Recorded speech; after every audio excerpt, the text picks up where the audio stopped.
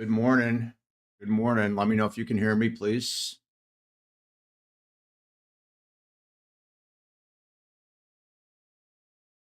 Okay, this is Wednesday, July 29th. This is the QOL pre-market analysis. And what you see right now is our webpage here, QOLtrading.com. And if you go to the first page here and you put your name and email address in here, you can subscribe to our weekly newsletter. It is for free.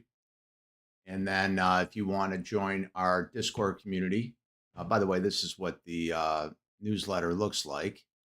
Gives you the market review, what's ahead for the next week, different price levels. I put the Mag 7 on here, economic data, geopolitical news. Very informative. And we just put out our 19th edition.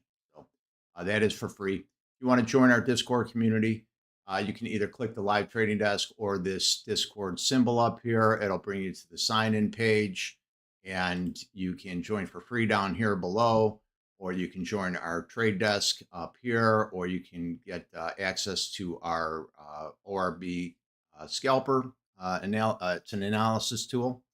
And then if you want to bundle it up, you can go to the next page over here for the bundle. The ORB Scalper, it pretty much scalps out. It actually plots the opening range for 1 minute all the way up to a 15-minute. So 1 minute, 2 minute, 5 minute, 15-minute. We're looking at Tesla right now. And let's get to a 1 minute here. And where are you? Okay. So Tesla. There you go. So here's 1 minute from yesterday. You can see the 1 minute. It did hit its price target yesterday on the upside. It was a beautiful area to get short, actually. So pretty much at about I'd say at 11 o'clock, it hit your first price target. It tried getting down below, hitting that first price target down here. It did not. It gave you that exit signal, and then it rallied all the way up. So what you see over here in the lower right-hand corner, it gives you your table. It plots out your high, your low, your medium range, your ORB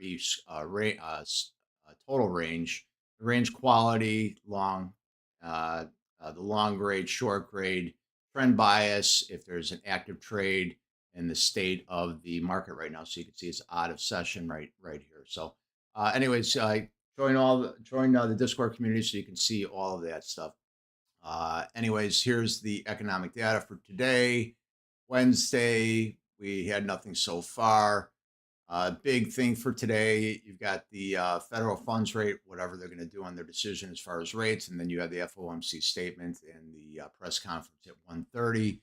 But I don't think we're going to get that much direction from these conferences like we used to get with Powell. So as far as earnings today, big day after the close today, Microsoft, Meta, and then of course tomorrow after the close you have Apple and Amazon, and then that'll be it for the week. So that being said, let's get into things right now. If you're new to the channel, subscribe to the channel, hit that thumbs up button, and like this video.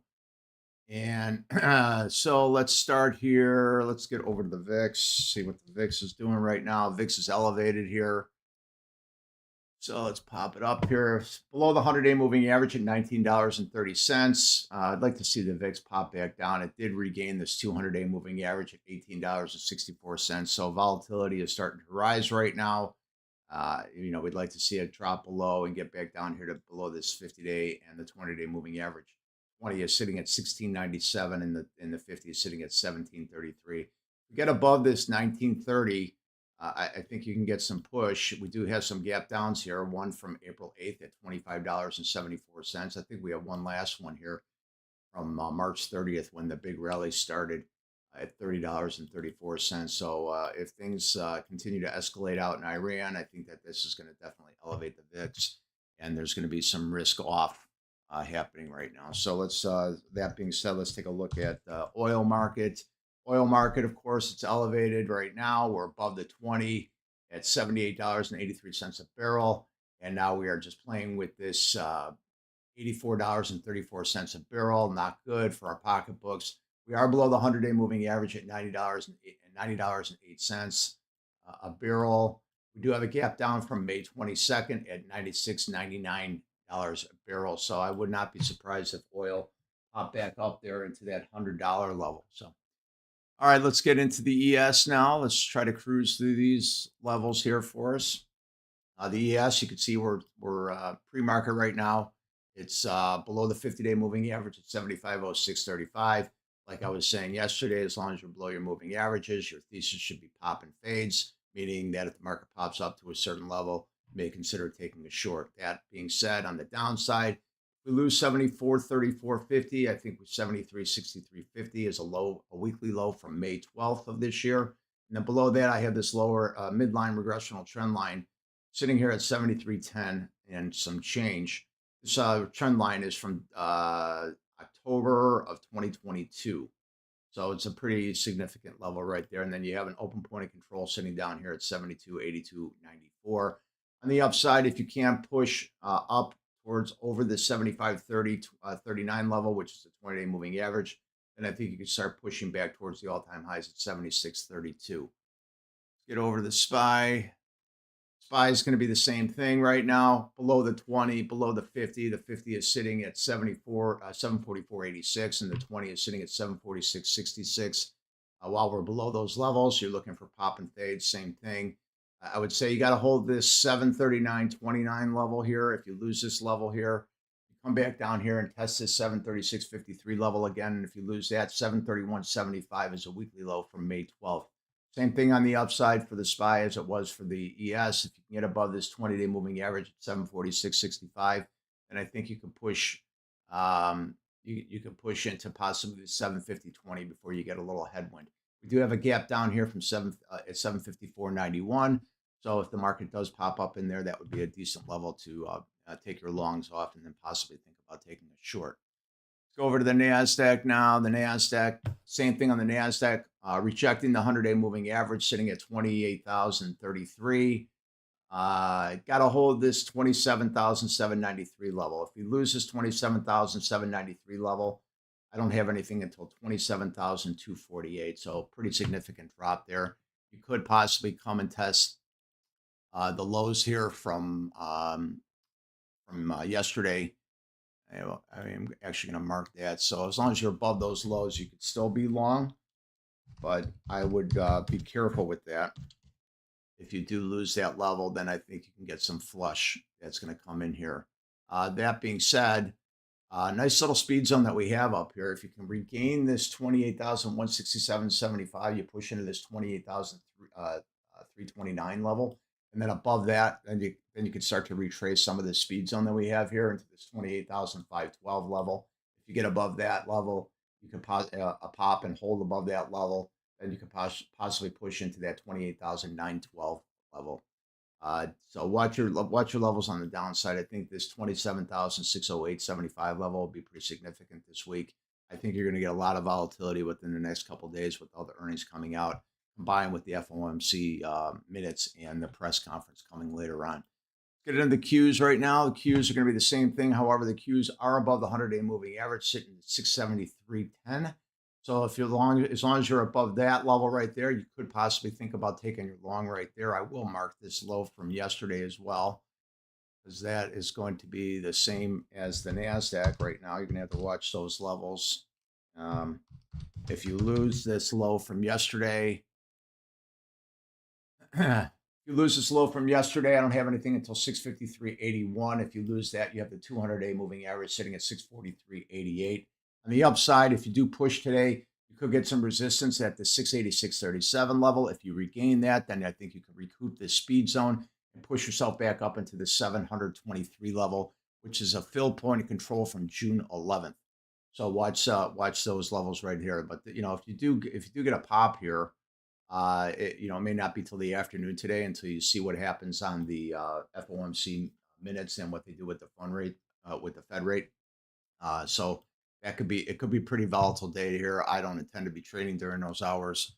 I always, to me, it's gambling when that happens, because you can't really pay attention to your levels when you have the fundamentals that are kicking in. So anyways, let's get into the Mag 7. Again, if you're new to the channel, subscribe to the channel, hit that thumbs up button, and like this video. If there's anything I don't cover in these videos, be glad, I'll be glad to cover a certain stock for you if I'm not covering it here. However, I do not do penny stocks. Uh, NVIDIA, big speed zone that we have here on NVIDIA right now. I think all the semis are getting smoked a little bit. We're below the 20-day moving average. Start with the 100. We're below the 100-day moving average at $200 and change. Above that is a 203.63, which is a 20-day moving average. And above that is the 50-day moving average sitting at 207.82. Like I said, as long as you're below these moving averages, you're looking for pop and fades. However, on the downside, we held the 200-day moving average yesterday at 193. If we lose that today, I've got a 188.88 level. That's a March 16th high. And then if we lose that 188.88 level, I've got a 181.22 on the downside here, which is a March 25th high from this year. So if you do regain this 100-day moving average sitting at $200.03, you could possibly start to retrace some of the speed zone here up into the 20 at 203.63. And if you do regain this 20 at this 20 and this high from from February 25th at 204.13, I think you can quickly regain this big speed zone that happened down here, at least into this 205.96, and then maybe back up into that 50-day moving average before you get some resistance here. So a little consolidating that's happening right now. So I would be careful with the semiconductor stocks right now because they are a little weak.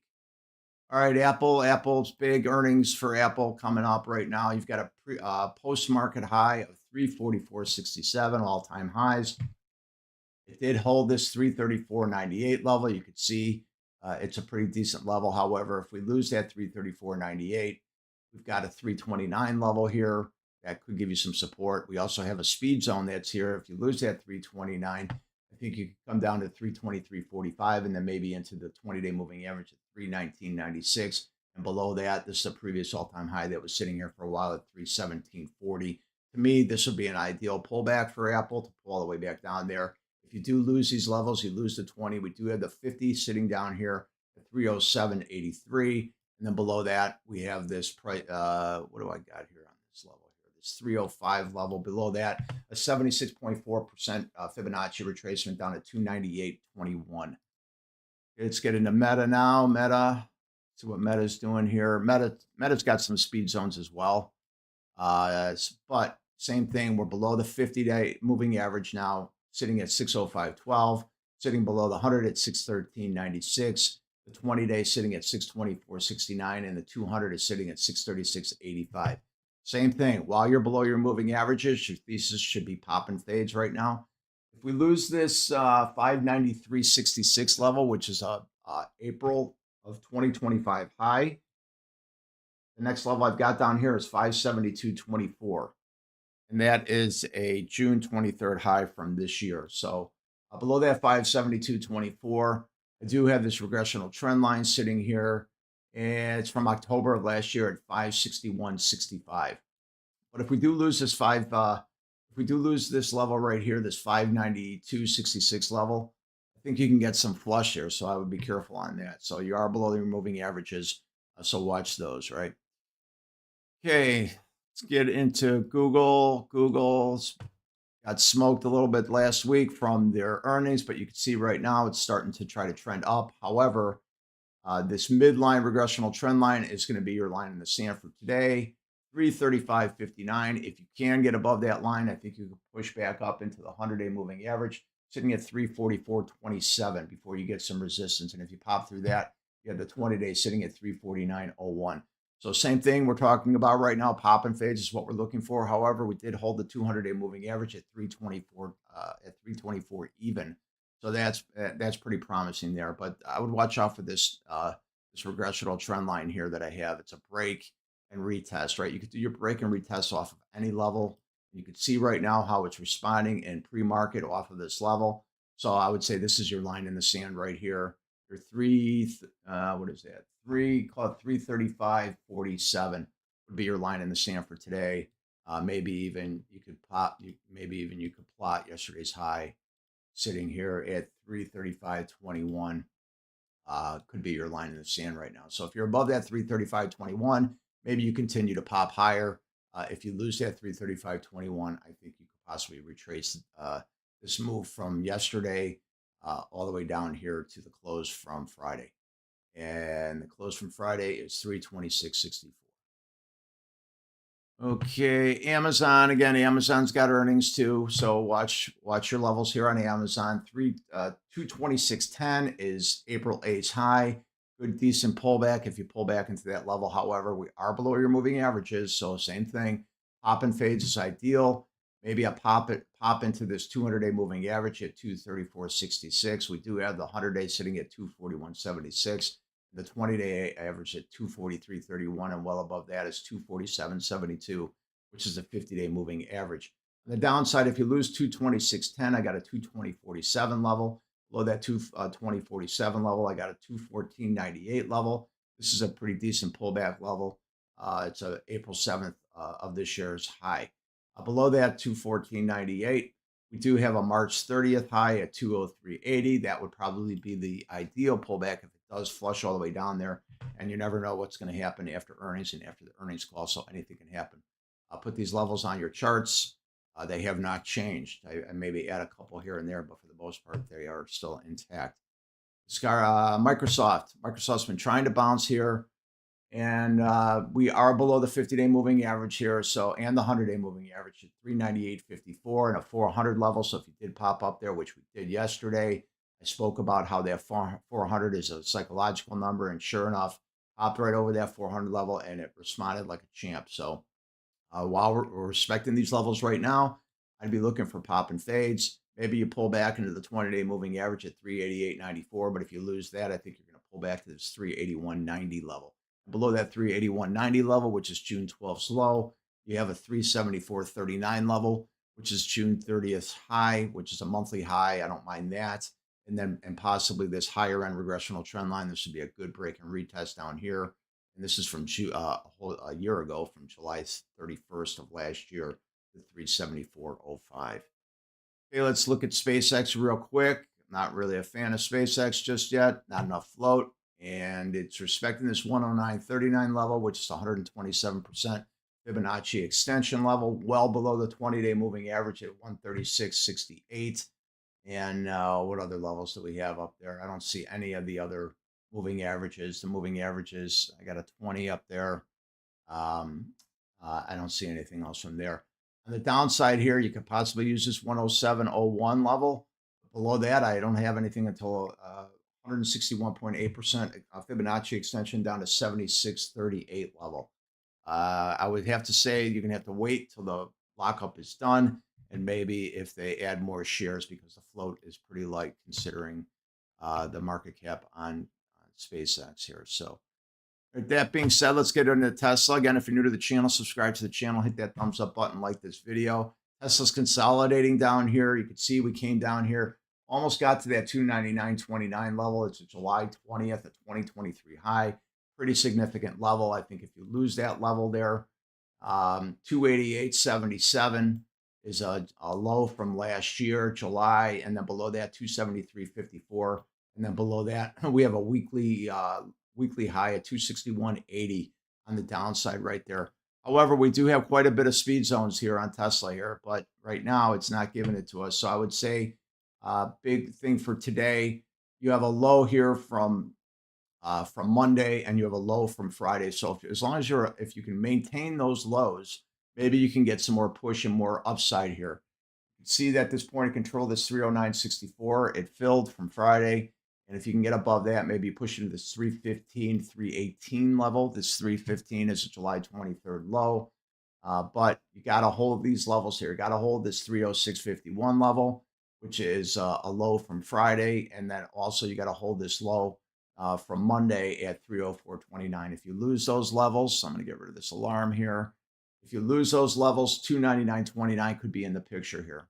So I would pay attention to these lower levels here right now, because as you can see, as we fan out a little bit, it's been in the doghouse since the earnings call. And right now what you're seeing here is just consolidation, waiting to make a move one way or the other. You do have a nice little speed zone right up in here. If you can get above that 309.64, I think 315.74 could be a level where it could be a little bit of a fade. But same thing, people, we are looking for pop and fades. We're well below these moving averages here.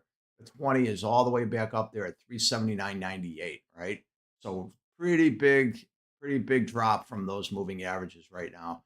The market would have to stay down here for quite a bit for these moving averages to come down, but right now they're still elevated right now.